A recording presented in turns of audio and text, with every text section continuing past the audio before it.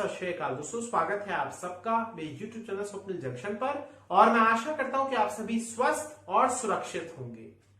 दोस्तों, हमारे देश में इस समय कोरोना महामारी ने त्राहिमाम मचा रखा है और ग्रामीण इलाकों की त्रासदी किसी भी रूप में आपको सरकारी दस्तावेजों में नहीं दिखेगी।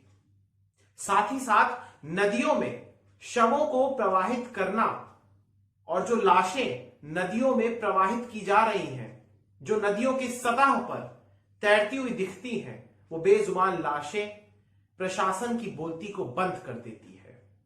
साथ ही साथ सरकार, व्यवस्था और प्रशासन की पोल भी खोलती है, उस दावे की कलई भी खोल देती है जिसमें सरकार को सारे के सारे इंतजाम दुरुस्त दिखते हैं, लेकिन कहीं ना कहीं जमीनी स्तर पर, धरातल पर हर जगह वो इंतजाम, वो व्यवस्थाएं और उनको दुरुस्त करने के दावे तमाम के तमाम औंधे मुंह आकर गिर जाते हैं।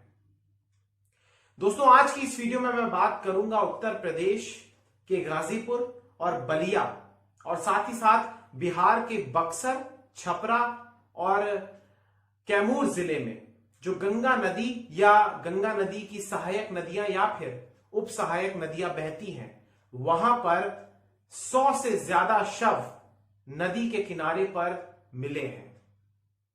इनमें से कई शव, दर्जनों में इनकी संख्या है, जो अध जले हैं। कई शवों को ऐसे ही प्रवाहित कर दिया गया और कई शव सड़ गए हैं, जिससे वहां पर दुर्गंध भी फैल गई है। आज की इस वीडियो में दोस्तों इस विषय को संबोधित करना बेहद जरूरी है, क्योंकि कहीं ना कहीं क्या हालात 1918 में आई स्पेनिश फ्लू जैसी महामारी के जैसे भारत में करीब करीब 103 सालों के बाद भी क्या वैसे ही एक बार फिर से उस दौर की पुनरावृत्ति हो रही है? आज ये सवाल पूछना जायज है, क्योंकि बीते कई दिनों से गंगा नदी के किनारों पर जो शवों की संख्या है वो लगातार बढ़ती जा रही है।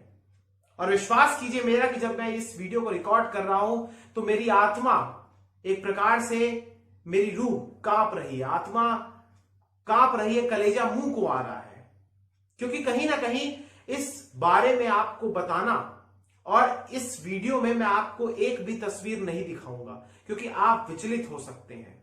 क्योंकि जो तस्वीरें, जो वीडियोस मैंने देखी हैं वाकई में, और आपने भी टीवी न्यूज चैनल्स के माध्यम से, अखबारों के माध्यम से या सोशल मीडिया प्लेटफॉर्म्स के माध्यम से उन तमाम तस्वीरों को देखा होगा, उन तमाम विजुअल्स को देखा होगा, और उसके बाद किसी भी आम आदमी की, किसी भी मानव की आत्मा कांप जाएगी। लेकिन साथ ही साथ ये हमारे देश में उस तरफ भी इशारा करती है कि कहीं हमारे देश के लोगों की संवेदनाएं तो नहीं मर गई हैं, क्योंकि ऐसा एक बहुत बड़ा तबका है जो इस लाशों के ऊपर भी राजनीति कर रहा है, ब्लेम गेम की राजनीति कर रहा है और साथ ही साथ कफन तक की चोरी कर रहा है।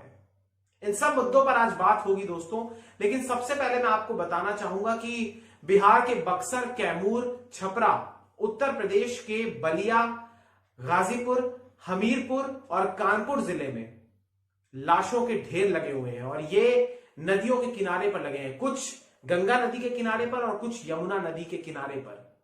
हालांकि आनन फानन में जब इसकी रिपोर्टिंग की गई मीडिया के द्वारा, तो उसके बाद प्रशासन भी एक प्रकार से आनन फानन में आया, एक्टिव हुआ, सक्रिय हुआ। उन्होंने लगातार जितने भी शव मिल रहे थे उनमें से आधे से ज्यादा का, आप ये मान के चलिए, एक बड़ी संख्या का उसमें अंतिम संस्कार किया। और यहां पर एक बात मैं आपको और बताना चाहूंगा कि सभी शवों का अंतिम संस्कार नहीं किया गया है। कुछ शव जो अध जले थे उन्हें वैसे ही नदी में प्रवाहित कर दिया गया। यानी यहां पर प्रशासन की भी एक बहुत बड़ी लापरवाही सामने आ रही है। साथ ही साथ दोस्तों मैं आपको बताना चाहूंगा कि इस सिलसिले को लेकर पटना हाईकोर्ट ने भी सवाल किया है, जवाब मांगा है बिहार सरकार से, जो नदियों में लाशें मिली है।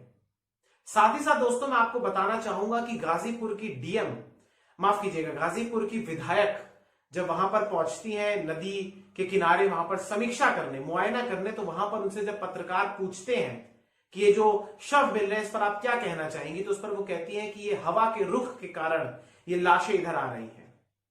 तो मैं उनसे यही कहना चाहूंगा कि अगर स्थिति सामान्य होती है अगले चुनाव तक, तो ये हवा का रुख आपकी सत्ता की दृष्टि से भी बदल सकता है।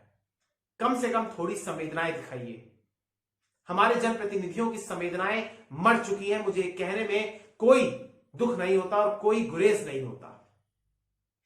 साथ ही साथ दोस्तों, मैं आपको बताना चाहूंगा कि एक और बहुत बड़ी एक मोर्चा जिस पर हमारा देश लड़ाई कर रहा है या ग्रामीण लड़ाई कर रहे हैं, या वहां पर ये जो अफवाह है वो फैल गई है कि इन लोगों की मौत कोरोना की वजह से हुई है। हालांकि मैं इस बात को कहकर सिरे से खारिज नहीं करना चाहता हूं कि जो शव आ रहे हैं उनकी मौतें कोरोना की वजह से ही हुई होंगी। हालांकि अभी अथॉरिटीज ने इस बारे में किसी भी रूप में कोई पुष्टि नहीं की है, लेकिन अफवाहों का एक बाजार वहां पर गर्म है। और आप जानते हैं कि फेक न्यूज, दुष्प्रचार के माध्यम से लोगों के भीतर गलत थॉट को गढ़ा जाता है और उसके बाद उन पर विश्वास करवाया जाता है, और फिर जो मासूम लोग हैं या जो अनपढ़ लोग हैं वो उस पर विश्वास कर लेते हैं। यही एक बहुत बड़ा मोर्चा है जिस पर हमारे ग्रामीण भारत में भी लड़ाई करी जा रही है। मैं आपको बताना चाहूंगा दोस्तों कि एक और जहां प्रशासन की ओर से इस बात की पुष्टि नहीं की गई है कि इन सब की मौतें कोरोना की वजह से हुई हैं, वहीं एक बात और मैं आपको बताना चाहूंगा कि चूंकि लाशें मिल रही हैं नदियों में, तो इसको लेकर कुछ विशेषज्ञों की राय भी मैं आपको बताना चाहूंगा, क्योंकि एक बहुत बड़ा प्रश्न यह उठता है कि क्या कोरोना का संक्रमण पानी के माध्यम से भी प्रसारित किया जा सकता है। तो इसका उत्तर कई सारे विशेषज्ञों ने और कई सारे चिकित्सकों ने कहा है कि फिलहाल इसके कोई साक्ष्य नहीं है कि पानी के माध्यम से, जल के माध्यम से कोरोना का संक्रमण भी ट्रांसमिट हो। लेकिन कहीं ना कहीं कोरोना वायरस नहीं तो वहां पर जब सड़े गले शव आते हैं, जब अध जले शव आते हैं, तो उनसे जो दुर्गंध आती है, या उनमें चूंकि वो डिकम्पोज होते हैं तो उसमें भी बहुत सारे ऐसे कीटाणु, जीवाणु, जीवाश्म होते हैं जो बीमारियों को जन्म देते हैं। उसके बाद आप ये बात भी भली भांति जानते हैं कि हमारे गांव में नदियां पीने के पानी से लेकर कपड़े धोने तक और बहुत सारे अन्य कामों तक नदियों के पानी ही पर निर्भर करती है हमारी ग्रामीण आबादी। और जब आप कल्पना कीजिए कि हमारे देश में लोग स्वच्छ पानी को लेकर कितने कंसर्न है और उन्हें कितना स्वच्छ पानी मिलता है, ऐसे में अगर कोई भी उस नदी से पानी पिएगा तो फिर उनको कौन सी गंभीर बीमारी होगी, और वो बीमारी कब महामारी का रूप ले ले, एक नई महामारी का रूप ले ले, इसमें भी कभी समय नहीं लगेगा। और इसमें भी संदेह नहीं होता है कि ये स्थिति भी उत्पन्न हो सकती है। ऐसे में यहां पर सवाल प्रशासन से भी उठता है कि आखिर प्रशासन कितनी तत्परता के साथ कदम उठा रहा है। हालांकि प्रशासन की तत्परता भी मैं आपको बताना चाहूंगा, गाजीपुर की तरफ से मैं आपको बताऊंगा कि वहां पर पुलिस की पेट्रोलिंग की जा रही है और पीएसी की जो जल पुलिस है उनको भी तैनात किया गया है, ना सिर्फ गाजीपुर में बल्कि गंगा किनारे के जितने भी तमाम जिले हैं उत्तर प्रदेश के भीतर, वहां पर पुलिस को पेट्रोलिंग के लिए रखा गया है, जो वहां पर एक प्रकार से गश्त करेगी और ये रोकेगी कि कोई रात में भी शव को ना फेंक दे। हालांकि उत्तर प्रदेश के जल संसाधन मंत्री जो हैं उन्होंने इस बारे में कहा है, उन्होंने कहा है कि हमारा विभाग इस तरीके को रोकने में अक्षम है। अगर कोई व्यक्ति रात को शव फेंक देता है तो उसके बाद हम उसे नहीं रोक सकते। ये योगी सरकार के एक मंत्री का बयान है। सोचिए कितनी हताशा उनके मन में दिख रही है। साथ ही साथ दोस्तों इसमें बहुत सारे कारण और मैं आपको बताना चाहूंगा कि नदियों में आखिर शव क्यों प्रवाहित हो रहे हैं। पहली एक कारण यह है दोस्तों कि लकड़ियों की बढ़ती हुई कीमत। आप जानते हैं कि इस समय कुछ लोगों ने, कुछ हैवानों ने अपनी असली रूप दिखाया है, जो आपदा के समय मुनाफाखोरी में व्यस्त हैं। और आज की डेट में महंगाई बढ़ने का भी यही एक प्रमुख कारण भी है कि लोगों ने जमाखोरी कर रखी है, कालाबाजारी कर रखी है और मुंह मांगे दामों पर बेसिक चीजों को बेचा जा रहा है। यानी जो लकड़ियां जिनसे शवों को जलाया जाता है, अंतिम संस्कार में महत्वपूर्ण एक भूमिका अदा करती है लकड़ी या गोबर के कंडे, उनके दाम बढ़े हुए हैं। सोचिए वो गरीब आदमी कैसे अफोर्ड कर पाएगा, जो इलाज अफोर्ड नहीं कर पा रहा वो लकड़ी कैसे अफोर्ड करेगा। लिहाजा चूंकि जब वो सुनता है कि लकड़ी के दाम बढ़े हुए हैं तो वो ऐसे ही प्रवाहित कर देता है जल में। साथ ही साथ पूर्वांचल के गांव में और बिहार के सीमावर्ती क्षेत्रों में ऐसी एक परंपरा भी है, इसको मैं कुप्रथा ही कहूंगा, कि वहां पर जल में प्रवाहित कर दिया जाता है शव को, जिससे वाकई में बहुत बड़ी बीमारी जन्म दे सकती है और जन्म ले सकती है। साथ ही साथ दोस्तों यहां पर एक बात और है कि जो गांव वाले हैं उनको इस बात का भी भय सता रहा है कि नदी की गुणवत्ता, जो पानी की गुणवत्ता है जिसका जिक्र मैंने पहले किया, और साथ ही साथ प्रदूषण का इसमें क्या स्तर है, प्रदूषण के स्तर पे कितनी बढ़ोतरी हो रही है, इसको लेके भी प्रशासन क्या कदम उठा रहा है, इसे स्पष्ट करना चाहिए।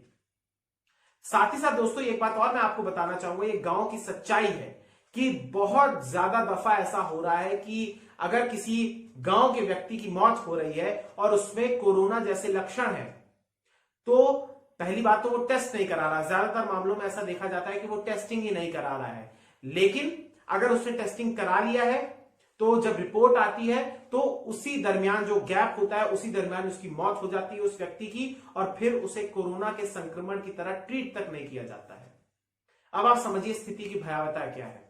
साथ ही साथ अगर किसी व्यक्ति में, बहुत सारे ऐसे लोग हैं ग्रामीण भारत में, तमाम राज्यों में, उत्तर प्रदेश हो, राजस्थान हो, मध्य प्रदेश हो, हरियाणा हो, पंजाब हो, उत्तराखंड हो, बिहार हो, झारखंड हो, उड़ीसा हो, तमाम राज्यों में यहां पर ऐसा हो रहा है कि लोगों की मौत कोरोना जैसे लक्षणों की वजह से ही हो रही है, लेकिन उनके पास इसकी पुष्टि करने के लिए रिपोर्ट तक नहीं है।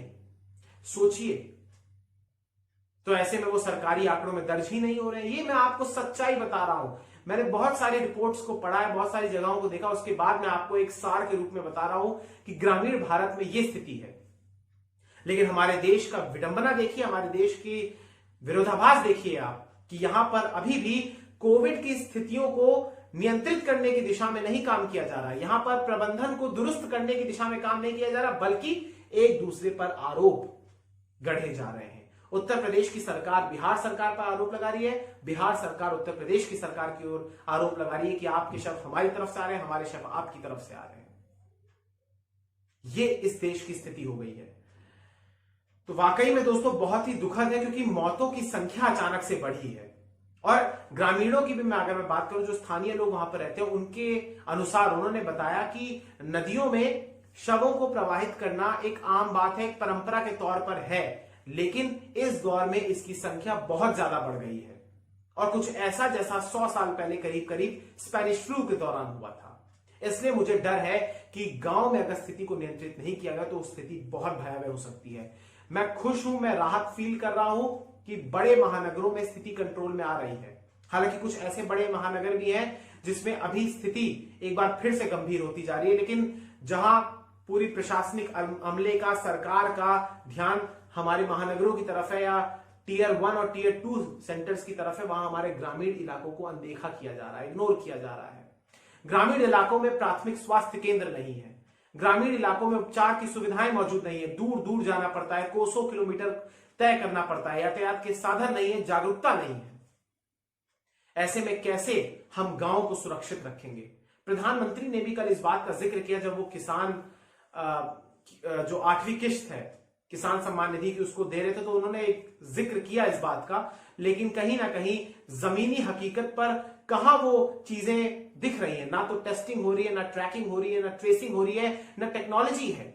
ऐसे में कैसे हमारे गांव में संक्रमण रुकेगा, इसमें कैसे तत्परता दिखाई जाएगी, इसको प्रशासन को सुनिश्चित करना होगा, सरकारों को सुनिश्चित करना होगा। अपने आपसी मतभेदों से, अपनी आपसी नोक झोंकों से ऊपर उठकर हमारे देश के उन ग्रामीणों को बचाना होगा जिनके पास सुविधाओं का अभाव है और जानकारी का भी अभाव है।